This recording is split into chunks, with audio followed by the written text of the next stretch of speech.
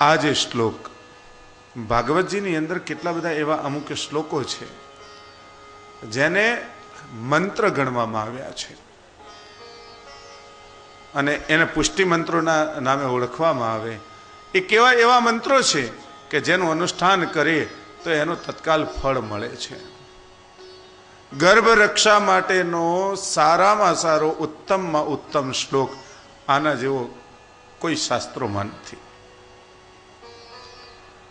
ઘણી એવી બહેનો છે જેના સમય જતા ગર્ભ રહેતા હોય પણ છેવટે એના ગર્ભના સ્રાવ થઈ જતા હોય બીજે મહિને ત્રીજે મહિને.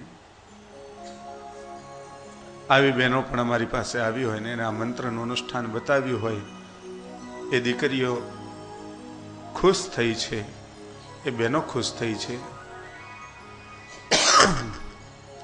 એમના ખોળાની અંદર બબ્બે દીકરાઓ રમતા થયા છે.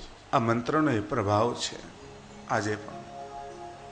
એટલે એવી કોઈ બહેનો હોય કે જે પોતાના જીવનની અંદર સંતાન સુખથી સુખી ન હોય, એવી બહેનો જો આ મંત્રનો પાઠ કરે, આ મંત્રના જપ કરે, આ મંત્રના અનુષ્ઠાન કરે